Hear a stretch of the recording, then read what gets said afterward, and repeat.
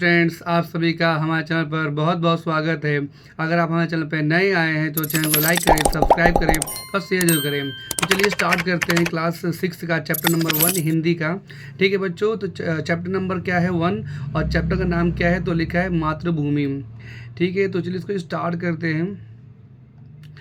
इसको पढ़ते हैं। इसको लिखा है मातृभूमि, यानी कि माता का भूमि, जहाँ पर हमने जन्म लिया है, इसी को हम क्या कहते हैं, मातृभूमि कहते हैं। ठीक है बच्चों, तो इसको पढ़ लेते हैं। लिखा है ऊंचा खड़ा हिमालय आकाश चूमता है, यानी कि हिमालय देखो इतना ऊंचा है कि ये क्या चूमता है, आकाश चूमता है, आसमान को चूमता है।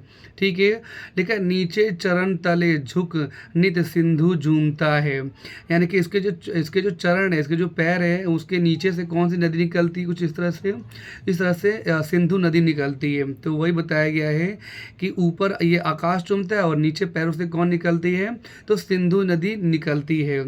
लिखा है गंगा यमुना यमुन त्रिवेणी नदियां लहर रही हैं, यानी कि गंगा यमुना यहाँ से निकल रही हैं, ये नदियां खूब लहर रही हैं। त्रिवेणी मतलब होता है ये 3 नदियां। ठीक है, कौन सी, सिंधु, गंगा और यमुना। त्रिवेणी होता है 3 नदियों का संगम, तो वही यहाँ बताया गया है। ठीक है बच्चों, जगमग छठा निराली पग पग छह रही है, यानी कि पूरा जो इसका जो क्षेत्र है जहाँ से ये नदी बह रही है वो पूरा लहर रहा है, जहाँ पर ही जा रहा है वहाँ पर ये पानी देता हुआ लोग को खुश कर रहा है। लिखा है वह पुण्य भूमि मेरी, वह स्वर्ण भूमि मेरी, यानी कि ऐसा जहाँ हो रहा है वो मेरी पुण्य भूमि है। ठीक है, वह स्वर्ण भूमि है मेरी, यानी कि स्वर्ण होता है सोना, सोने के जैसी मेरी जमीन है। वह जन्मभूमि मेरी, वह मातृभूमि मेरी, वहाँ जन्म है मेरा और वो मेरी माँ की भूमि है ना, मेरी मेरी मातृभूमि है। ठीक है बच्चों, वही यहाँ पर लेखक कहना चाहते हैं। लिखा है झरने अनेक झरते जिसकी पहाड़ियों में। ठीक है, यानी कि यहाँ पर झरने बहुत ज़्यादा हैं। अगर आप आने वाले क्लासेस में पढ़ेंगे कि इंडिया में बहुत से झरने हैं, ठीक है, जो पहाड़ों से निकलती हैं और गिरती हैं, वही बताया गया है। झरने अनेक झरते जिसकी पहाड़ियों में चिड़िया चहक रही है हो मस्त झाड़ियों में, यानी कि यहाँ पर चिड़िया खूब चहक रही हैं, जानवर खूब खेल रहे हैं। ठीक है, वही बताया गया कि हमारा मातृभूमि है ये। लिखा है अमराइयाँ घनी हैं। ठीक बच्चों, तो यहाँ पर जो जंगल है वो बहुत घने हैं। कोयल पुकारती है, आपने सुना होगा गांव में कोयल की आवाज़ें, वही बताया गया है। कोयल पुकारती है, बहती मलय पवन है, यहाँ पर जो हवाएं हैं वो बहुत बह रही हैं, बहुत अच्छे से यहाँ पर खेल रही हैं हवाएं, तन मन संवारती हैं। जब हवा हमारी बॉडी पे आता है तो हमको अच्छा लगता है, तो वही बताने की कोशिश कर रहे हैं कि जो हवा है हमारे तन मन को संवार रही है। ठीक है बच्चों, नेक्स्ट लिखा है वह धर्मभूमि मेरी, वह कर्मभूमि मेरी। ठीक है, यानी कि हमारा धर्म भूमि हमारा यही है और हमारा कर्म भूमि भी यही है, हम अपना काम भी यहीं पे करेंगे। वह जन्मभूमि मेरी, वह मातृभूमि मेरी, यहाँ पर हमारा जन्म हुआ है तो ये हमारा जन्मभूमि है और ये हमारी माता है तो हमारी मातृभूमि भी है।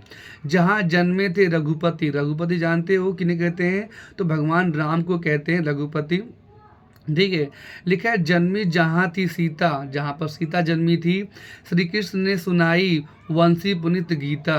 ठीक है बच्चों, तो श्री कृष्ण भी यहीं पर जन्म लिए थे, उन्होंने अपनी कहानी सुनाई थी, है ना, वही बताया गया है कि यहाँ पर हुआ। और यहाँ पर गीता आप जानते हैं, गीता जो थी वो श्री कृष्ण की सबसे बड़ी भक्त थी।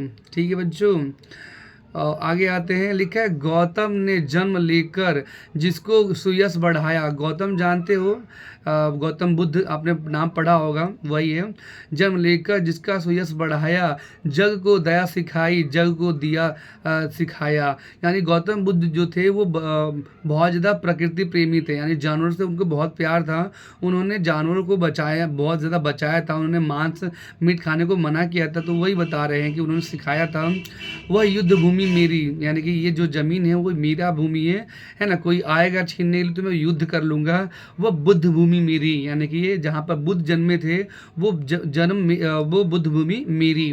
वह मातृभूमि मेरी, वह जन्मभूमि मेरी, तो ये बताना चाहते हैं कि वो ज़मीन मेरा है, वो जन्मभूमि मेरा है। ठीक है बच्चों, तो इस चैप्टर के रचयिता कौन है, यानी चैप्टर लिखा किसने है, तो लिखा है हमारे सोहन लाल द्विवेदी जी ने। ठीक है, तो इनके बारे में थोड़ा हम पढ़ लेते हैं। देखिए यहाँ पर दे रखा है कवि से परिचय, इनके बारे में हम पढ़ लेते हैं।